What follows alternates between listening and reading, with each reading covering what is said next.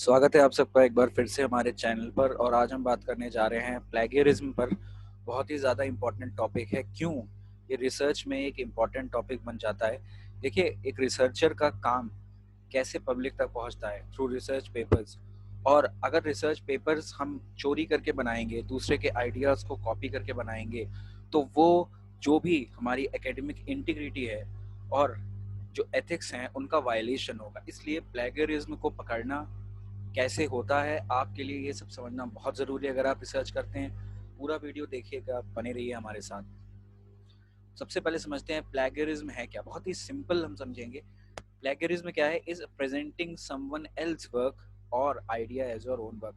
ध्यान दीजिएगा, यहाँ पे आइडिया है, इसका मतलब आप किसी और के विचार को भी अगर अपने वर्क में शामिल करें तो वो प्लेगरिज्म हो जाता है। और ये किन किन रूप हैं? देखिए, पब्लिश करवा लिया आपने। अनपब्लिश्ड, अगर आप उसे बना रहे हैं, आपके लैपटॉप में है, पीसी में है, मोबाइल में है, तो भी वो वही होगा। आपने उसकी पीडीएफ तैयार कर ली, इलेक्ट्रॉनिक है। और इवन कोड्स, इलस्ट्रेशन या ग्राफ्स भी आप उसके अगर बना लें तो वो सब भी आएगा हमारा प्लेगरिज्म। बहुत ही अच्छा और अनोखा और इनोवेटिव एग्जाम्पल हम लेंगे। देखिए, हमने आईपीएल 2020 में कुछ कंट्रोवर्सी हुई थी, उसी को हम ले रहे हैं। देखिए, आईपीएल 2020 का एंथम सॉन्ग जो था, आएंगे हम वापस, आप उसे यूट्यूब पे ज़रूर सुनिएगा। तो उसे जब रिलीज़ किया गया तो वहाँ पर कुछ कंट्रोवर्सी हुई। कुछ रैपर्स आए, उन्होंने कहा कि ये हमारा गाना था और ये चुरा लिया गया है। तो उन्होंने ऐसे आरोप क्यों लगाए? क्योंकि हैज़ बीन कॉपीड फ्रॉम इस ट्रैक। उन्होंने ये कहा कि हमने पूरा एक गाना बनाया था, उस गाने के एक छोटे से हिस्से को निकाल कर आईपीएल का एंथम सॉन्ग बना दिया गया। तो आप देख रहे हैं कि ऐसा नहीं कि प्लेगरिज्म रिसर्च में हर जगह आपको प्लेगरिज्म मिलेगा। इवन मान लीजिए कोई बड़ी कार निर्माता कंपनी है, उसने किसी और के आइडिया को चुरा लिया, आपने मूवीज में भी देखा होगा, और अपनी हाइब्रिड कार बना ली, तो वो भी प्लेगरिज्म आएगा। एक और एग्जांपल देखते हैं, यूनिक, क्योंकि कुछ लोग क्रिकेट में इंटरेस्टेड नहीं है, उन्हें शायद समझ में ना आया हो। देखिए, फ्रेंच डायरेक्टर ने जब एक मूवी आई थी साहो, आप इन्हें जानते हैं, प्रभास, बाहुबली के स्टार। तो बोला गया कि उनकी जो फिल्म थी लार्गोविंच, उसमें जो भी पूरी स्टोरी है, जैसे भी पूरा चीज़ें हैं, वैसी ही पूरी साहो को भी किया गया है। तो इस पर आरोप लगे थे। साहो आई थी, शायद आपने इस मूवी का देखा हो या नाम भी सुना हो। तो ये भी प्लेगरिज्म में आ जाता है। हाँ, अगर आप इजाज़त ले लें, जैसे यहाँ पे अगर मान लीजिए ये इस फ्रेंच डायरेक्टर की अगर कॉपी है, तो I am not saying this, और उन्होंने अगर इससे इजाज़त ले ली कि आप से हम प्रेरित होकर कुछ करना चाहते हैं, तो और वो परमिशन दे दे, तो फिर उसे प्लेगरिज्म नहीं कह सकते। आते हैं टाइप्स ऑफ प्लेगरिज्म पे। सबसे इम्पोर्टेंट यही पार्ट है। तो पहला है, देखिए, ग्लोबल। ग्लोबल का मतलब क्या है? पूरा का पूरा आपने छाप लिया, पूरा का पूरा आपने उतार लिया। तो पूरा का पूरा जब आप उतारेंगे तो ग्लोबल। ग्लोबल का मतलब ये मत समझिएगा कि आप इंडिया में रहते हैं, आपने ऑस्ट्रेलिया और चाइना के किसी आदमी का काम कॉपी किया है, नहीं। ग्लोबल का मतलब है पूरा का पूरा काम कॉपी करना।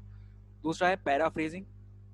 यहाँ पे आपको शब्द दिख रहा है फ्रेज, इंग्लिश में फ्रेज आप जानते हैं। तो क्या करना है? Rephrasing without citation. आपने क्या किया कि उसकी कुछ पंक्तियां उठाई, उसका एक पैरा उठाया और उनको लाइनों को आगे पीछे कर कर बिना बताए। साइटेशन क्या होता है? साइटेशन का मतलब होता है, अभी जैसे मैंने आपको बताया, आप उसे प्रेज कर रहे हैं, आप बता रहे हैं अपने काम में कि भाई मैंने ये जो 4 लाइनें हैं ये इन साहब से ली है। तो उसी प्रोसेस को हम कहते हैं साइटेशन।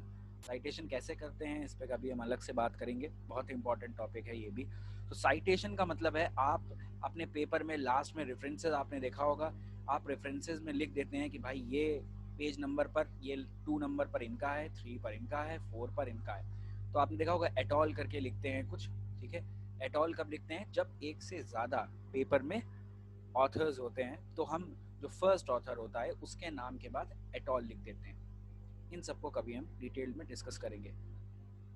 वर्बटिम, देखिए इसमें क्या है? Copy paste, directly copy pasting. अब आप कहेंगे कि ग्लोबल और इसमें क्या है? ग्लोबल में पूरा किया था, वर्बटिम में छोटा सा हिस्सा ही कॉपी पेस्ट होगा। मोजाइक, देखिए मोजाइक आपने सुना होगा, पैचेस को कहते हैं, पैचेस को कहते हैं, धब्बों को कहते हैं। तो पैचेस का मतलब अलग अलग हिस्से। तो यहाँ पे क्या हो रहा होगा? Combining text and ideas from different sources. आपने क्या किया? एक अमेरिका का पेपर उठाया, उनकी कुछ चीज़ें, एक चाइना का पेपर उठाया, उनकी कुछ चीज़ें, एक आपने यूक्रेन का पेपर उठाया, उनकी कुछ चीज़ें। तो आप ये जो मिक्सचर कर रहे हैं, आप ये जो पैचेस बना रहे हैं, वो मोज़ाइक प्लेगरिज्म में आएगा। एक हो गया सेल्फ, आपने अपना ही कोई पेपर 2 साल पहले छापा था, आपने उसी के काम को नए पेपर में छाप दिया और आपने कहा भाई ये तो मेरा काम है, लेकिन नहीं, this is known as self plagiarism. तो हम बहुत ही स्पष्ट शब्दों में समझ रहे हैं, आसान से कहानी के तौर पे, ताकि आपको याद रहे। इनकरेक्ट साइटेशन भी प्लेगरिज्म आता है, मतलब inadequate necessary information of citation. मतलब आपने क्या किया, आपने एक पेपर से काम तो ले लिया, आपको साइट भी करना है, लेकिन आपको नहीं पता कि वो किसने लिखा है, ऑथर कौन है, कहाँ के हैं, और आपने सिर्फ इजराइल डाल दिया कि वो इजराइल का कोई है, आपने सिर्फ यूनिवर्सिटी का नाम डाल दिया या ऑथर का नाम डाला यूनिवर्सिटी और ये नहीं डाला। आप अगर इनकरेक्ट साइटेशन कर रहे हैं, अपर्याप्त जानकारी दे रहे हैं, तो वो भी एक टाइप का प्लेगरिज्म है। उदाहरण के तौर पे हम थोड़ा सा डिटेल में समझेंगे, पैराफ्रेजिंग को समझते हैं। देखिए, ये एक पैरा है ओरिजिनल, क्रोनॉन 1995 इनका कोई पेपर आया था, तो उसमें अब देखिए यहाँ पे बिफोर द 18th सेंचुरी आप देख रहे हैं, ठीक है। तो जब आप इसको पूरा पढ़ेंगे तो यहाँ पे देखिए उन्होंने जो लिखा है, as late as the 18th century the most common, और ये सब देखिए आपने शब्द यहाँ पर देखे, तो यहाँ पे आप देख सकते हैं कि विल्डरनेस है, यहाँ पर भी विल्डरनेस है। ये पूरा का पूरा इन्होंने नहीं छापा है, इसको इन्होंने क्या किया है, ओरिजिनल से थोड़ा बहुत चेंज कर कर, शब्दों को बदल कर यहाँ पर लिख दिया है, लेकिन चीज़ें इन्हीं की लिखी है। आपको ध्यान देना हो, अगर आप ज़्यादा दिमाग लगाएंगे कि नहीं हमने तो सिर्फ इनकी चीज़ों को समझा, हम उसे अपने शब्दों में लिख रहे हैं, नहीं, आप अभी भी उन्हीं की आप पढ़ सकते हैं। ये जो चीज़ लिखी है और आप यहाँ से यहाँ वाले चीज़ों को पढ़ेंगे तो आपको समझ में आएगा कि मतलब दोनों का सेम है। और लेकिन इन्होंने क्या किया, लिख तो दिया, बहुत अच्छी बात है, आप साइटेशन दे देते, आप लिख देते कि ये हमने क्रोनॉन भाई साहब का लिया है और इन्होंने 1995 में एक पेपर छापा था, हमने उससे इसको लिया है। लेकिन क्योंकि ऐसा कुछ नहीं बताया गया, इसलिए ये यहाँ पर इनकरेक्ट विथ नो साइटेशन में आ जाएगा। वर्बटिम देखिए, वर्बटिम देखते हैं। देखिए, हिंडन एयरपोर्ट जो है वो गाजियाबाद उत्तर प्रदेश में है। देखिए मैंने क्या किया, मैं गया, मैंने विकीपीडिया पे नॉर्मल सर्च किया, ये आ गया। हमने इसको, आप जानते हैं कैसे, हम लेफ्ट जो हमारा, सॉरी राइट जो हमारी माउस की होती है, हमने उसे दबाया और हमने यहाँ पे कॉपी कर लिया। तो ये क्या हुआ, ये वर्बटिम हो गया, सीधे कॉपी पेस्ट, ठीक है। यही ज़्यादातर हम लोग भी करते हैं जब हम प्रोजेक्ट्स बनाते हैं या कोई पीपीटी बनाते हैं, तो ध्यान रखिएगा प्लेगरिज्म ही है ये। मोजाइक देखिए, देखिए यहाँ पे आपको अलग अलग पत्थर दिख रहे हैं, अलग अलग पैच दिख रहे हैं, अलग अलग पत्थर, पीला पत्थर, ज़्यादा काला, इसे हम कहते हैं मोजाइक। अब ये देखिए, ये पूरा का पूरा एक मैटर है। इस मैटर में देखिए क्या कर रहे हैं, ये जितना भी आपको ऐसे दिख रहा है कलर्ड, ये सब क्या है, ये सब इन्होंने बीच बीच में से छांटा है और इस पूरे की पूरी चीज़ को ये कॉपी करके एक नए पेपर में डाल देंगे, इंडल्ज कर देंगे। तो ये क्या हुआ, मोजाइक। क्योंकि आपने छोटे छोटे हिस्से भले ही निकाले हों, आपने भले ही उस पेपर में थोड़ा सा दिमाग लगाया हो, लेकिन वो गलत ही है, वो एकेडमिक एथिक्स के वायलेशन में ही आएगा। साइटेशन देख लेते हैं, समझिए। साइटेशन क्या है, giving a credit to the source from where you borrowed the information, जहाँ से भी आपने वो जानकारी पाई। देखिए सिंपल सी बात है, हम मान लीजिए अगर रिसर्च प्रपोजल लिखते हैं, कोई पेपर पढ़ते हैं, हमें नहीं समझ में आता, तो हम किसी के काम को पढ़ेंगे, उसने मेहनत की है, उसने बहुत मेहनत की है उन चीज़ों को बनाने में, तो हम अगर उस काम को इस्तेमाल करेंगे तो हमारा कर्तव्य है कि हम उसको साइटेशन में दिखाएं, उसको क्रेडिट दें। तो तरीका देख, देखिए पहला तरीका क्या है, नॉर्मल स्टेन 2018। अब इसके आगे का ये जो भी लिखा है, ये सब स्टेन कोई भाई साहब थे, इनका 2018 में एक पेपर आया था, उससे हमने इसे लिया है। और किस पेज से लिया है, 42, ये भी हम बता देते हैं, ठीक है।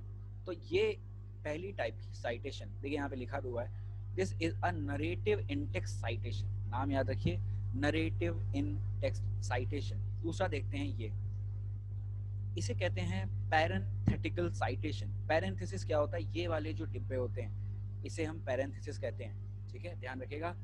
पैरेंथेसिस, इसे कहते हैं स्क्वायर ब्रैकेट, और इसे हम कहते हैं करली ब्रेसेस और ब्रैकेट। तो क्योंकि यहाँ पर पैरेंथेसिस यूज हो रहा है, इसीलिए हम इसे पैरेंथेटिकल साइटेशन कहते हैं। इसमें बहुत अलग है, इसमें फर्स्ट ऑथर का नाम, कॉमा, ईयर, कॉमा, पेज। हाँ, पेज नंबर आजकल नहीं डाला जा रहा है, ध्यान रखिएगा, बिल्कुल नया आपको मैं पोर्टफोलियो बता रहा हूँ। तो सिर्फ ईयर है और पहला आदमी, अगर क्योंकि ये पहले आदमी का मतलब इस अकेले ने लिखा पेपर। अगर हम यहाँ पे इसके जस्ट नाम के आगे एक चीज लगा देते, एटॉल, लैटिन नेम है एटॉल, एटॉल का मतलब बाकी सब, टैंग एंड पियर्स और बाकी सब, यानी इनके अलावा और भी लोग हैं जिन्होंने पेपर को लिखा है। मुझे लगता है आपको समझ में जरूर आ रहा होगा। इनकरेक्ट साइटेशन में दो चीजें आती हैं, ध्यान रखिएगा। पहली है क्या, पहली है कि आपने प्रॉपरली उसे साइट किया है कि नहीं। दूसरा है अगर आपने अधूरा लिख दिया, आपने यूनिवर्सिटी का नाम, ईयर या पूरा नाम नहीं लिखा, तो ये भी क्या आ जाएगा, इनकम्प्लीट साइटेशन में। ये आप देख सकते हैं 2019 के वैसे बेस्ट ऐप हैं, लेकिन इस साल भी कुछ बदलते रहते हैं। एफोरस है, क्विटेक्स्ट है, बिबमी है, प्लैक्सकैन है, प्लैग्राम है और ग्रामरली बहुत ही ज़्यादा फेमस, आपको गूगल सर्च पे मिल जाएगा। तो ऐप हैं, रेडिली अवेलेबल हैं, ऐसा नहीं कि आपको पैसे दे के खरीदने। हाँ, जो फ्री वाले होते हैं उनमें बहुत अच्छा प्लेगरिज्म आपको नहीं मिलेगा। आप कभी भी किसी कॉन्फ्रेंस को अटेंड करेंगे तो वो आपके दिए हुए चीज़ों को पहले प्लेगरिज्म में चेक करते हैं। पेपर भी प्लेगरिज्म ऐप के थ्रू चेक होता है। भी नियम है 40% से ज़्यादा, 30% से ज़्यादा होगा तो पेपर रिजेक्ट हो जाएगा। तो इसे बहुत अच्छे से समझिए, देख लीजिए, ये आपके यूजीसी नेट में तो काम आएगा ही, प्रैक्टिकल लाइफ में भी काम आएगा। ये लास्ट मैं आपको दिखा देता हूँ, यूजीसी के प्रोफेसर रजनीश जैन, जो कि ही इज़ द सेक्रेटरी, और इन्होंने 2 अगस्त 2019 को एक पेपर, आप देख सकते हैं, एक लेटर लिखा था। किसको लिखा था, इन्फ्लीबीनेट को। और इन्फ्लीबीनेट क्या है, इंडिया का जो एमएचआरडी डिपार्टमेंट है उसकी information and library network centre है। तो उन्होंने उससे क्या कहा है, आप खुद ही यहाँ पर पढ़ सकते हैं। वो बात कर रहे हैं प्लेगरिज्म की, और क्या कह रहे हैं, वो कह रहे हैं कि एक प्लेगरिज्म डिटेक्शन सॉफ्टवेयर बनाइए और उसे सारी यूनिवर्सिटीज़ को दीजिए ताकि वो अभी से ही प्लेगरिज्म पे काम कर सके। तो ये 2 साल पहले की बात मैं आपको बता रहा हूँ। प्लेगरिज्म बहुत इंपॉर्टेंट है, आपको इसे समझना चाहिए। That was all for today, thank you. हमारे चैनल को सब्सक्राइब करिए और डिस्क्रिप्शन बॉक्स में आपको